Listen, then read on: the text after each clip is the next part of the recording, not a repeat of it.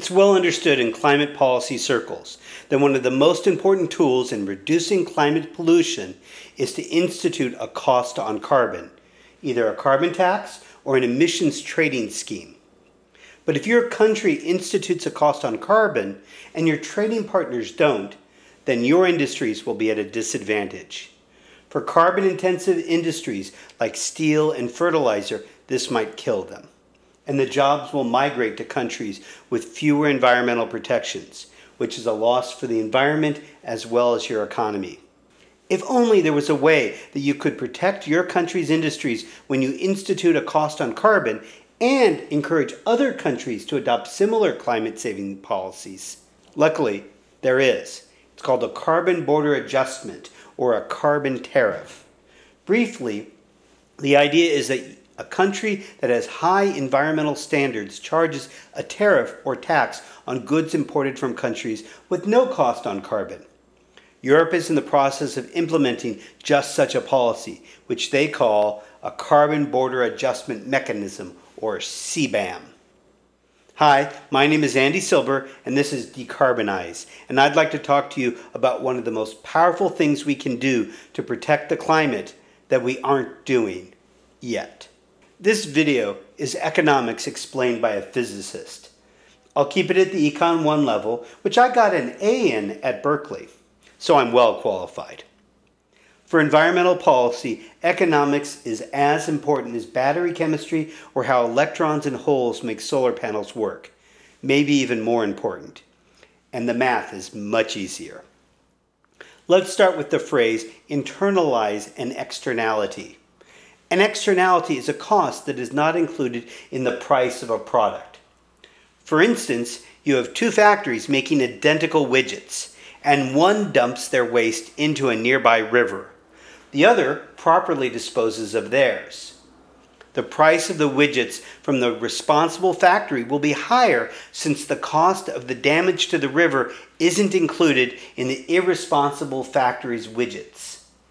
The damage to the river is the externality. The responsible company will be at a competitive disadvantage and might even fail. Much of environmental law and policy is about internalizing the externalities.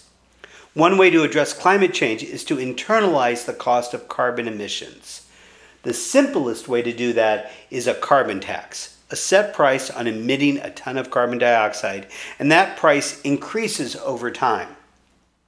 Emissions trading schemes, or cap and trade, is another market-based approach.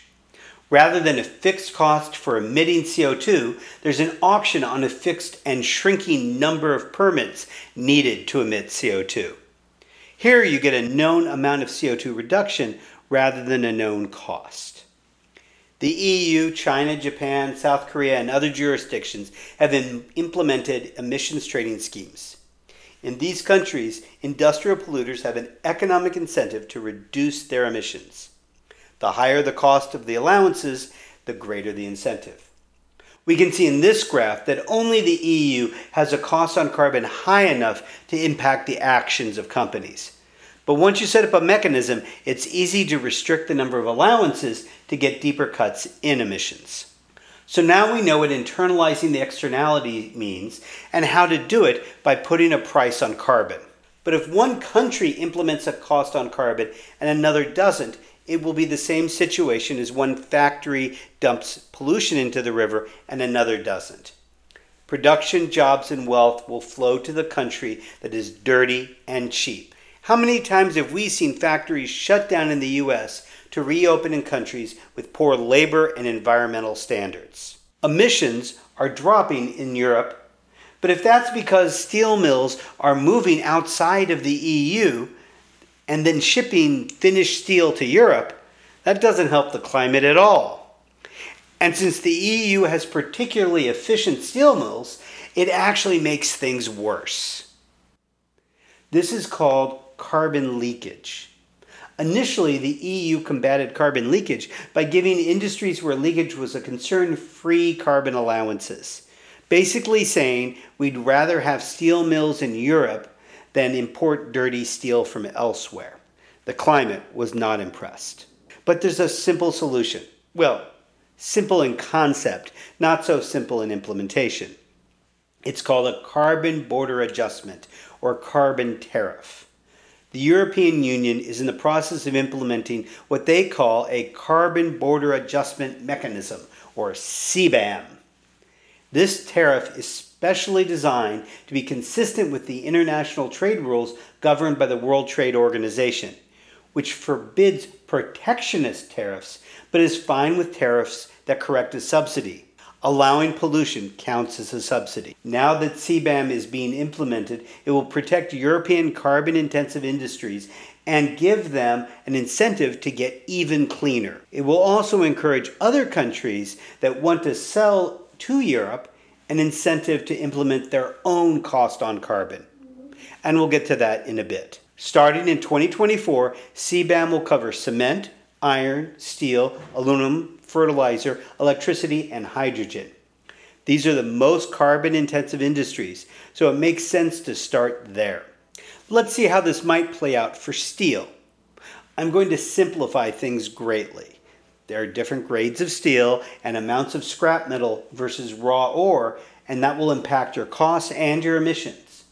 I'm just going to ignore that. But the people managing CBAM don't. To calculate the carbon tariff, you need to know the emissions from the factory that produced the steel, multiply that by the current cost of carbon emissions in the importing country, and then subtract whatever carbon cost was paid in the originating country. There are two processes to make steel, a blast furnace and an electric arc furnace. In Germany, they primarily use electric arc furnace, and the cost is $862 a ton. And the carbon emissions are 0.3 tons of CO2 per ton of steel. In China, they primarily use blast furnaces and have a cost of $723 a ton and emissions of 2.2 tons of CO2 per ton of steel. At the current EU carbon price of 66 euros per ton, the difference in emissions costs about 125 euros or $135 per ton of steel, which is close to the difference in cost between the Chinese and German steel. So there's no advantage in importing cheap Chinese steel. If Chinese factories reduce their carbon intensity, then they might be more competitive since they'll have to pay a lower carbon tariff when importing to the EU. Given that China's internal cost of carbon is low, most of that $135 will be going to European coffers. This creates an incentive for China, the world's largest steel producer, to raise their cost of carbon so the money stays in China rather than being collected by the Europeans. This will give Chinese factories a strong incentive to reduce their emissions. Rather than a race to the bottom, we'll get a race to the top. Implementing a carbon border adjustment protects your industries and encourages your trading partners to also implement a cost on carbon.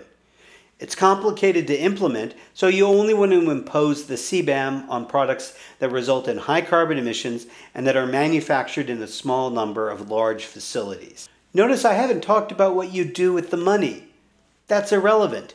Use it to lower other taxes, improve healthcare, build housing for the homeless, help the global south deal with the impact of climate change. How the money is spent, as long as it's not subsidizing carbon emissions, isn't important. It's adding the cost to the practices you want to change that's important, to internalize the externalities. But this isn't a policy that people are talking about. Here's a graph of how many hits I got in Google searching on carbon border adjustment mechanism. Now we see that in comparison to the hits I got on carbon capture and storage and carbon tax. CBAM is more important than carbon capture and storage, which you can learn more about in one of my previous videos.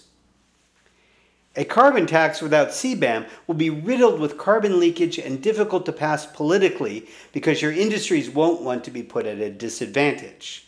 I applaud the EU for implementing CBAM and educating the world on this critical approach to protecting our climate.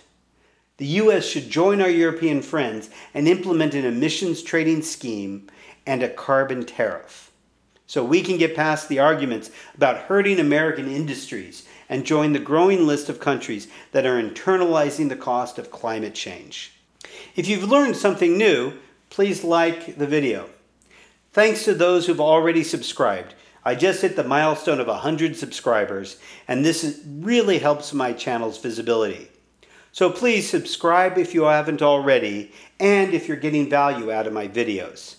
And please share this video with anyone you know who thinks we can't put a cost on carbon because it will hurt our manufacturing sector.